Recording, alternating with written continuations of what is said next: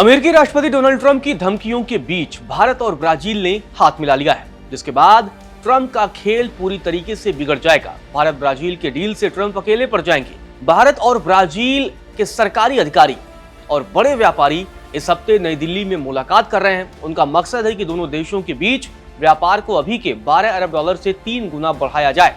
इस मुलाकात के पीछे ट्रंप की टैरिफ नीतियां हैं। यही वजह है कि भारत और ब्राजील अब एक साथ मिलकर इन अमेरिकी हमलों का सामना करने और टैरिफ से बचने के लिए नए बाजार खोजने की कोशिश कर रहे हैं। पीएम मोदी और ब्राजील के राष्ट्रपति लूला डा सिल्वा के बीच दोस्ती बढ़ रही है। अब भारत और ब्राजील एक साथ मिलकर नए बाजारों की तलाश में जुट गए हैं ताकि अमेरिकी टैरिफ का असर कम हो सके। एक तरफ जहां भारत और ब्राजील कई मुद्दों पर बात कर रहे हैं, तो दूसरी ओर भारत ने ब्राजील के सामने आकाश मिसाइल प्रणाली की आपूर्ति का प्रस्ताव रखा है। रक्षा मंत्री राजनाथ सिंह ने बुधवार को ब्राजील के उपराष्ट्रपति गेराल्डो अल्कमिन के साथ व्यापक मुद्दों पर बातचीत की है। बैठक के दौरान दोनों नेताओं ने रक्षा उपकरणों के सह विकास और सह उत्पादन के अवसरों की खोज समेत संयुक्त निर्माण के लिए प्राथमिकता वाले क्षेत्रों की पहचान भी की है। रक्षा मंत्रालय ने कहा है कि बैठक के दौरान ब्राजील के रक्षा मंत्री जोस मुसियो मोर्टेरियो फिलो भी मौजूद थे। मामले की जानकारी रखने वाले लोगों की तरफ से बताया गया है कि बैठक में भारत ने ब्राजील के सामने आकाश मिसाइल प्रणाली की आपूर्ति का भी प्रस्ताव रखा। भारत और ब्राजील के बीच रणनीतिक साझेदारी है।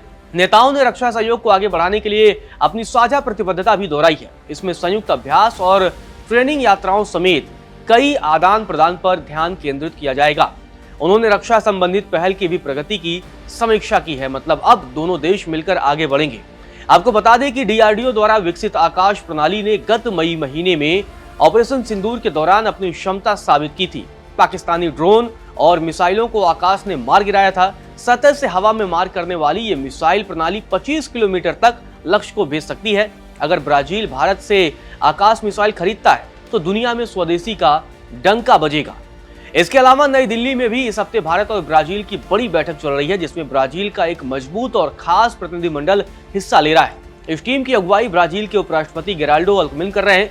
उनके साथ देश की कुछ बड़ी कंपनियों के टॉप अधिकारी भी मौजूद हैं, जैसे तेल कंपनी पेट्रोब्रास, खनन कंपनी वेल एसए और फूड प्रोसेसिंग कंपनी बीआरएफ एसए भी शामिल है।